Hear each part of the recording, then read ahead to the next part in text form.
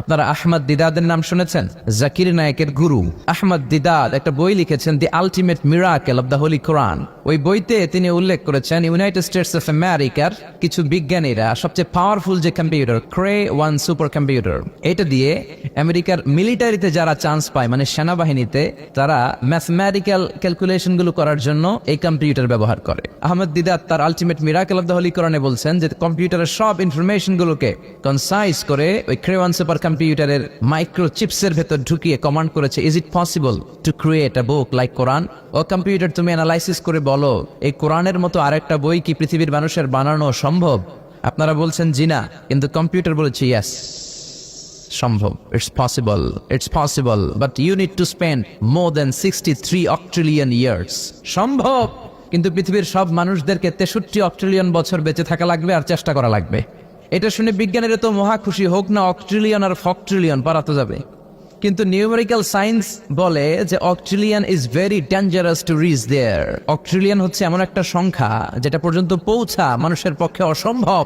সংখ্যাতাত্ত্বিক নিয়ম আমাদেরকে শেখায় যে সংখ্যা শুরু হয় একক দিয়ে, তারপরে দশক, তারপরে শতক, তারপরে সহস্র, তারপরে উজুত, তারপরে লক্ষ, তারপরে নিযুত, তারপরে কোটি, তারপরে মিলিয়ন, বিলিয়ন, ফিলিয়ন, জিলিয়ন, তারপরে হচ্ছে অক্ট্রিলিয়ন। সুবহানাল্লাহ কইতে বললেন না? এই 63 অক্ট্রিলিয়ন বছর আমাদের বাইসে থাকা লাগবে। আর 63 বছরই তো আমরা হায়াত পাই না, ঠিক কি না? 63 অক্ট্রিলিয়ন বছর যদি পৃথিবীর সবগুলো মানুষ হায়াত পায় আর যদি চেষ্টা করে, তাহলে পারহ্যাপস মেবি সম্ভবত কোরআনের মতো আরেকটা বই বানালেও বানানো যেতে পারে। সর্বশেষ কম্পিউটারের স্ক্রিনে অ্যানালাইসিস শেষে, বিশ্লেষণ শেষে যে কথাটা এসেছে সেটা হচ্ছে it's quite impossible to create a book like Quran. পৃথিবীর মানুষগুলোর 63 অক্ট্রিলিয়ন বছর বেঁচে থাকাও সম্ভব না, কোরআনের মতো আরেকটা বইও বানানো সম্ভব না। চিল্লায় বলেন ঠিক কিনা? ওই কোরআন আমাদের হাতে আজও আছে না নাই? The greatest resource of power, the book of books, পৃথিবীর সবচেয়ে সেরা বই। সুদ হচ্ছে পুঁজিবাদী অর্থনীতির হাতিয়ার। দমন নিপীড়নের মূল মাধ্যম হচ্ছে সুদ। এই সুদের কারণে যারা ধনী এরা শুধু ধনীই হতে থাকে, আর যারা গরিব শুধু গরিবই হতে থাকে। ইসলাম চায় না যে রাস্তার এক পাশে পাঁচতলা আর এক পাশে থাকবে গাছতলা। চিল্লা এখন ঠিক কিনা? ইসলাম চায় কায়লা ইয়াকুনা দুলাতান বাইনাল আগনিয়াই মিনকুম, সম্পদ যাতে ধনীদের হাতে কুক্ষিগত হয়ে না থাকে, সম্পদের তারল্য যাতে সবার হাতে পৌঁছে যায়। এজন্য ইসলাম সুদকে করেছে হারাম আর ব্যবসাকে করেছে হালাল। চিল্লায় পড়েন আল্লাহু আকবার। এজন্য রব্বুল আলামিন বলেন ওয়া আহাল্লাল্লাহুল বাইআ ওয়া হারামার রিবা, আমি আল্লাহ তোমাদের জন্য সুদকে করলাম হারাম আর ব্যবসাকে করে দিলাম হালাল। সুবহানাল্লাহ। ব্যবসাকে হালাল করেছে কে আর সুদকে হারাম করেছে কে? সুদের মধ্যে দেখা যায় অনেক লাভ, অনেক টাকা, অনেক বরকত, শুধু বেড়ে যায়। আল্লাহ বলে তোমাদের দৃষ্টিতে টাকা বেড়ে যায়, আমি আল্লাহর কাছে বাড়ে না। আর তোমরা যখন যাকাত দাও, দান করো, তোমাদের দৃষ্টিতে দেখা যায় টাকা কমে যায়, কিন্তু আমি আল্লাহর কাছে টাকা কমে না। সুবহানাল্লাহ। এজন্য সুদকে আল্লাহ নিশ্চিহ্ন করে দিবেন। ইয়ামহাকুল্লাহ ওয়া ইউরবিস সাদাকাত, আল্লাহ বলে আমি সুদকে নিশ্চিহ্ন করে দেব, সুদকে আমি ধ্বংস করে দেব, সুদের ভেতরে কোনো বরকত দেব না। আর ব্যবসা করলে সামান্য ব্যবসার ভেতরে বরকত ঢুকিয়ে দিবে কে? বিশ্বনবী সুদখোরদের উপর লানত দিয়েছে। কি দিয়েছে? লাআনা রাসূলুল্লাহ আকিলার রিবা ওয়া মুকিলাহু ওয়া কাতিবাহু ওয়া শাহিদাইহি, যারা সুদ খায়, যারা সুদ দেয়, যারা সুদের দলিল লেখক, যারা সুদের সাক্ষী থাকে, সবার উপরে বিশ্বনবী লানত দিয়েছে। জোরে পড়েন নাউযুবিল্লাহ। এজন্য খবরদার, সুদের সাথে মুসলমানদের কোনো সম্পর্ক।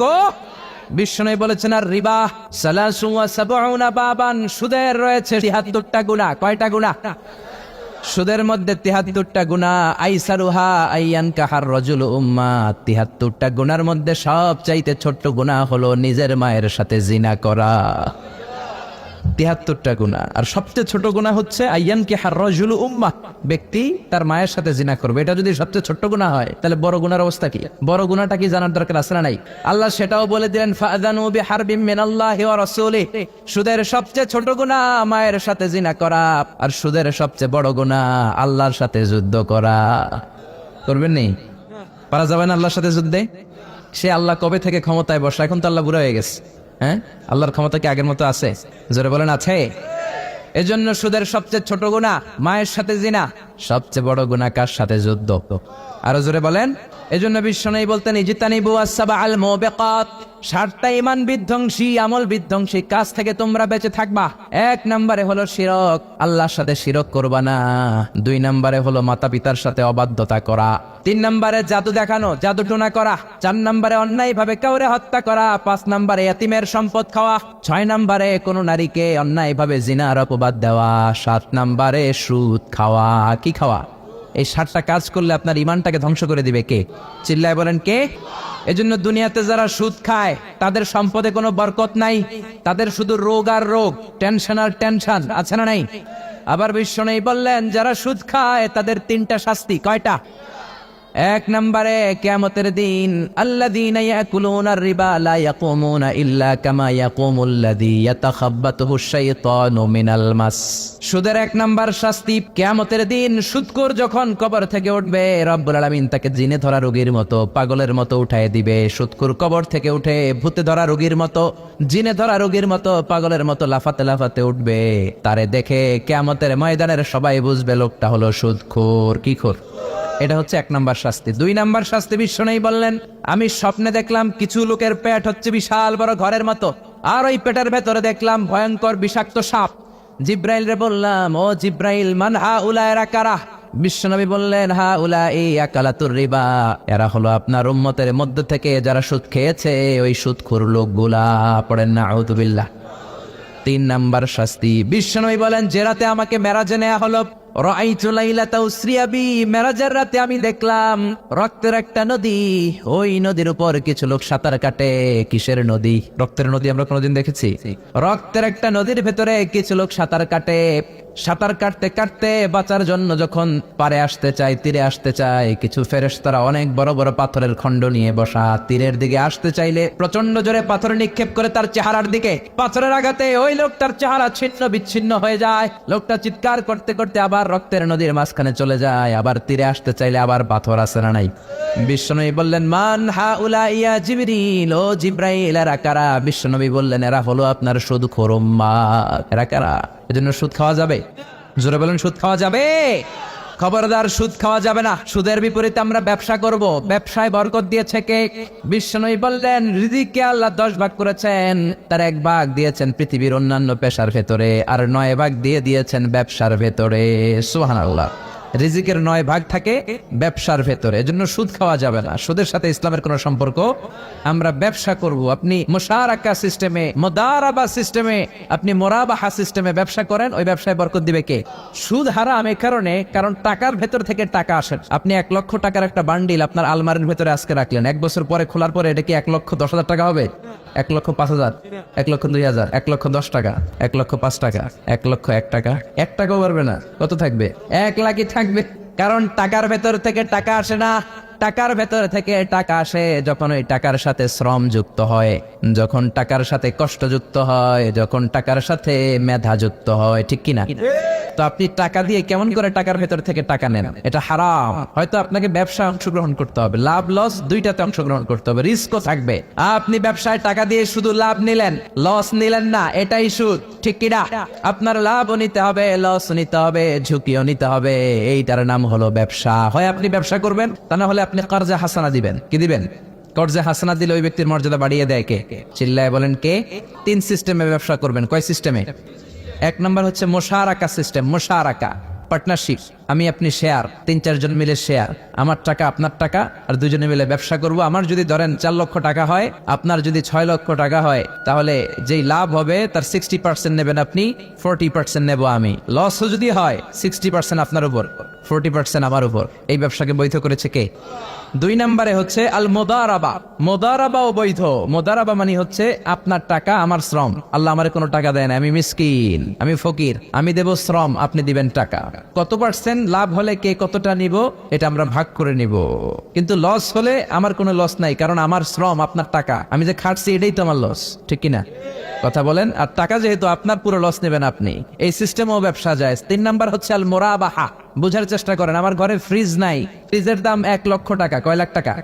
আপনি আমারে বাজার থেকে 1,00,000 টাকা দিয়ে একটা ফ্রিজ কিনে আমার কাছে 1,20,000 টাকা বিক্রি করবেন।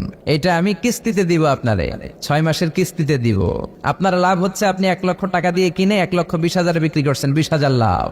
আর আমার লাভ হচ্ছে আমার কাছে কোনো টাকা নাই, আমি ফ্রিজের মালিক হয়ে গেলাম, কিস্তিতে দিয়ে 6 মাস পরে আমি টাকাও পূর্ণ করে দিলাম। এটাকে বলে মোরাবাহা। শাহজালাল ইসলামী ব্যাংক, আল আরাফা ইসলামী bank, Bangladesh Islamic bank limited, এই তিনটার সিস্টেমে আপনাদের সাথে বিজনেস করে। আল মুদারাবা, আল মুশারাকা, আল মোরাবাহা, যেই সিস্টেমে আপনি করেন না কেন এগুলোর কবুল করে নিবে কে? কিন্তু এগুলো না করে 100 টাকার বান্ডিল দিয়ে বললেন এই নাও 100 টাকার বান্ডিল, এখানে 10,000 টাকা আছে, সুদে লাগালাম, মাসে দিবা 1,000। কয় হাজার? আরো জোরে বলেন। এখন মাস শেষে 1,000 দিতে পারে না, ওইটার উপর আবার বাড়তে শুরু করলো। আল্লাহ বলে লা তাকুলু আর রিবা আদাআফাম মুদাআফা, খবরদার চক্রবৃদ্ধি হারে সুদ খেও না, মাহাজনী সুদ খেও না। কার কথা? মাহাজনী সুদ খাওয়া যাবে না, চক্রবৃদ্ধি হারে সুদ খাওয়া যাবে না। তাহলে ব্যাংকের সুদ খাওয়া তো যাবে না? ব্যাংকের সুদ খাওয়া যাবে না, ব্যাংকের সুদও হারাম, আর চক্রবৃদ্ধি হারে মাহাজনী সুদ, এটা অনেক ভয়ঙ্কর হারাম। গ্রামে গঞ্জে এরকম আছে না নাই? 10,000 টাকায় মাসে 1,000 টাকা সুদ। কথা কন, কথা কন, কথা কন। আছে, এখন দিতে পারে না, সুদ আবার বেড়ে যায়। এখন 2,000 হয়ে গেছে, এর পরের মাসেও দিতে পারে না, 3,000 হয়ে যায়। এরপরে কে আসলটা দেয়া লাগবে না, তুই সুদ চালা। কি চালা? সুদ চালাইতে চালাইতে বাড়ি নাই, বিটা নাই, জমি নাই, টিউবওয়েল নাই, পরনের লুঙ্গিও নাই। আছে না নাই? এটার বলে মহাজনী সুদ, এটার বলে চক্রবৃদ্ধি হারে সুদ। এই সুদ খাওয়া যাবে না। এজন্য সুদ আপনি খেলে এই সুদের এই সম্পদের ভেতরে কোনো বরকত নাই, এটাকে ধ্বংস করে দিবে কে? চিল্লায় বলেন কে? এজন্য আপনি ব্যবসা করবেন। আল্লাহ বললেন হাল্লাল্লাহুল বাইআ ওয়া হারামার রিবা, আমি আল্লাহ ব্যবসাকে তোমাদের জন্য হালাল করলাম, সুদকে করলাম হারাম। এখন আমরা সুদ খাবো না, ব্যবসা করব। ব্যবসার সিস্টেম হচ্ছে আপনাকে লাভ লস দুইটাতে অংশগ্রহণ করতে হবে। আপনি যদি বলেন না আমি শুধু লাভ নিব লস নিব না, এটা ব্যবসা হবে? এটা সুদ হবে। এটা কি হবে? চিল্লায় বলেন কি হবে? এরপর ইসলাম বলে লা মাইসার, কোনো জুয়া চুরি থাকবে না। বিজনেসের মধ্যে জুয়া চুরি নাই, মানে লটারি নাই। কিন্তু বাংলাদেশে লটারি সিস্টেম আছে না নাই? 10 টাকায় 40 লক্ষ টাকা আছে না নাই? এটা সরাসরি জুয়া চুরি, এটার সাথে ইসলামের কোনো সম্পর্ক। এর কারণ হচ্ছে আমরা 10 টাকা দিয়ে লটারি কিনি, পাই এরকম একটা কাগজ, এই লটারির একটা নাম্বার থাকে এখানে, ঠিক কিনা? আর লেখা আছে 10 টাকায় প্রথম পুরস্কার 40 লক্ষ টাকা। লক্ষ লক্ষ মানুষ 10 টাকা দিয়ে এটা কিনে। কেনার পর যেদিন ড্র হবে, রাফেল ড্র, একজন পায় 40 লাখ, আরেকজন পায় 30 লাখ, আরেকজন পায় 20 লাখ, আরেকজন 10 লাখ, পঞ্চম পুরস্কার পায় 1 লাখ, আর লক্ষ লক্ষ মানুষ এই কাগজ পানিতে ভিজায় খায়। সিল্লা এখন ঠিক কিনা? এটার নাম হচ্ছে জুয়া চুরি, এটা জায়েজ নাই। কিন্তু এই লটারির কাগজের সাথে যদি আপনার একটা কলম দিয়ে দেয়, এটাকে জায়েজ করার সিস্টেম আছে। এই 10 টাকার লটারির, যখন আপনি লটারিটা কিনবেন, আপনাকে যদি একটা কলম দিয়ে দেয়, তাহলে কেমন যেন আপনি 10 টাকা দিয়ে একটা কলম কিনলেন। এটা ব্যবসা, এটা হচ্ছে ব্যবসার সুরা, এটা জায়েজ আছে না নাই? তার মানে লক্ষ লক্ষ মানুষ যখন লটারি কিনলো, সাথে পেলে একটা কলম, এরপরে ড্র হওয়ার পরে একজন পাবে 40 লাখ, আরেকজন 30 লাখ, একজন 20 লাখ, আরেকজন 10 লাখ, আর লক্ষ লক্ষ সবাই পাইছে একটা করে কলম। তার মানে আমরা সবাই কিছু না কিছু পাইছি। সিল্লা এখন ঠিক কিনা? এই সিস্টেমে যদি করেন তাহলে এটারে বৈধ করে দিবে কে?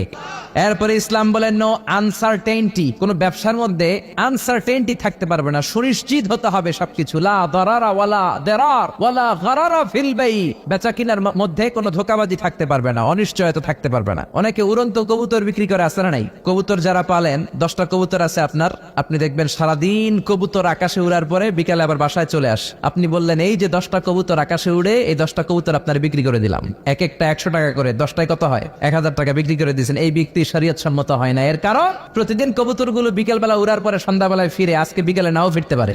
যেরকম ঠিক কিনা? আজকে 10টা কবুতর যদি অন্যদিকে চলে যায়, 1000 টাকা নিয়ে কিলাকিলি আছে না নাই? ইসলাম বলে কিলাকিলির কোনো সুযোগ নাই। কবুতরগুলো নামবে, 10টারে তুমি ধরবা, টপস করবা, তার হাতে হ্যান্ড ওভার করবা, তারপরে বিক্রি করবা। এটা জায়েজ করে দিবে কে? এরপরে পুকুরের মধ্যে মাছ থাকা অবস্থায় কেনা বেচা জায়েজ নাই। এরকম কেনা বেচা বাংলাদেশে আছে না নাই? আন্দাজে মানুষে শখের বসে কিনে ফেলে, পুকুরের মধ্যে বুদবুদ করতেছে, ভাবতেছে হাজার হাজার মাছ কিনছে, 10 লক্ষ টাকা দিয়ে কিনে ফেলছে। কই মাছের পুকুর, উঠায় দেয় 20 কেজি কই আর 50 কেজি কাঁকড়া আর 70 কেজি ব্যাং, আছে না নাই? এরপরে কিলাকিলি আছে না নাই? এজন্য ইসলাম বলে না, কবুতরটা হাতের মধ্যে কবজ করার পরে যেমনি বিক্রি করলাম, মাছগুলাও জাল দিয়ে তোলো, তারপরে গনে গনে বিক্রি করো, কবুল করে নিবে কে? গাভীর ওলানের মধ্যে দুধ রেখে বিক্রি করা জায়েজ নাই। ওলান এত ফিলা গেছে এরকম, এটা মনে হচ্ছে যে 20 কেজি, দহন করার পরে পাওয়া গেছে 5 কেজি, এরকম আছে না নাই? কারণ এটা দুধের কারণেও ফুলতে পারে, টিউমারেও ফুলতে পারে, ঠিক কিনা?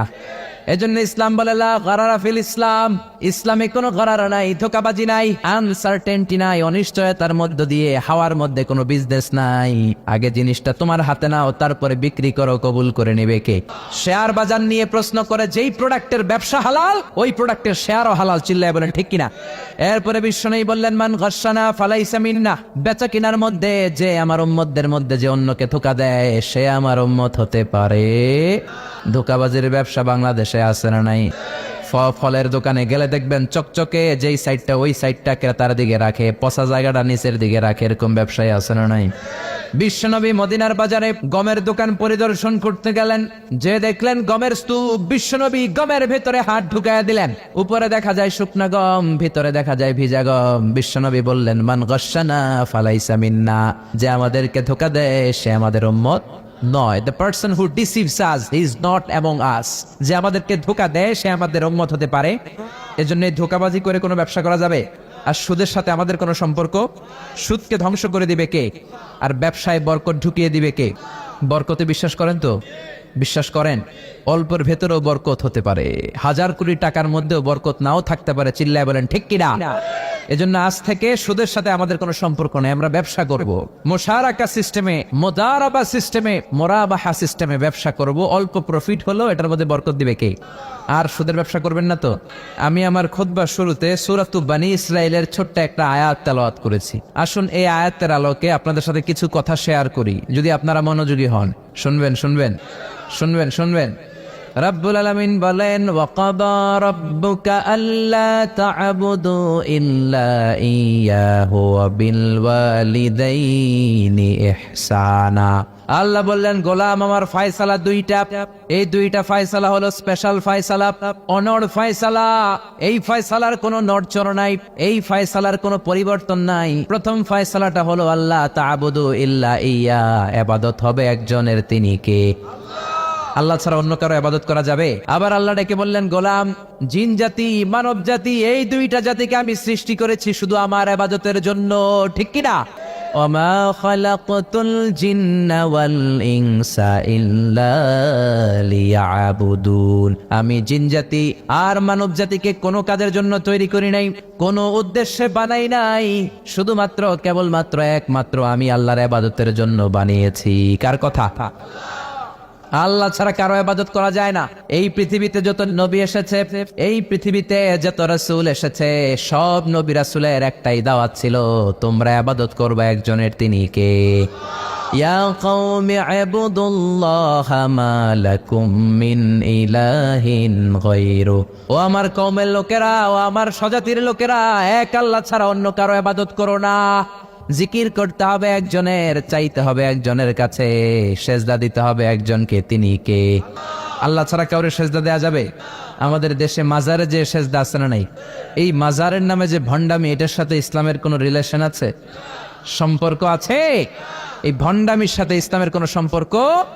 এজন্য রব্বুল আলামিন বলেন ওয়াকাদা রাব্বুকা আল্লা তা'বুদু ইল্লা ইয়্যা ওয়া বিল ওয়ালিদাইনি ইহসানা, আমি আল্লাহর প্রথম ফয়সালা ইবাদত হবে শুধুমাত্র কেবলমাত্র একজনের, তিনি কে?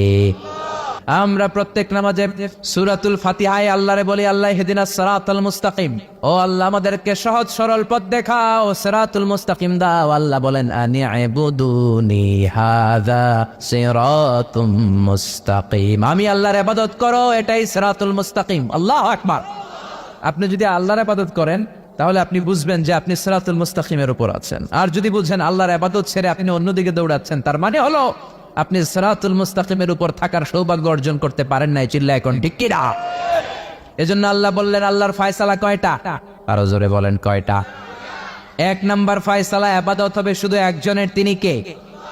এই ফয়সালার সাথে সবাই একমত? দ্বিমত কেউ নাই? কেউ নাই? দু একজন থাকতে পারে, কেউ নাই। আল্লাহ বললেন আমার প্রথম ফয়সালা ইবাদত হবে শুধু আমি আল্লাহর। 2 নম্বর ফয়সালা ওয়াবিল ওয়ালিদাইনি ইহসানা, ইহসান হবে মাতা পিতার সাথে, মানে ভালো আচরণ হবে মাতা পিতার সাথে। বোঝা গেল ইবাদত হবে আল্লাহর, ইহসান হবে মাতা পিতার। আল্লাহর জন্য আপনি ইবাদত করবেন আর মাতা পিতার প্রতি আপনি ইহসান করবেন। ইহসান মানে সদাচরণ, ইহসান মানে খেদমত, ইহসান মানে তাদের জন্য খরচ করা, ইহসান মানে আপনার সব সম্পদ তাদের পায়ের সামনে, আপনার সব ক্ষমতা তাদের পায়ের সামনে বিলিয়ে দেয়া, বিছিয়ে দেয়া। চিল্লা এখন ঠিক কিনা?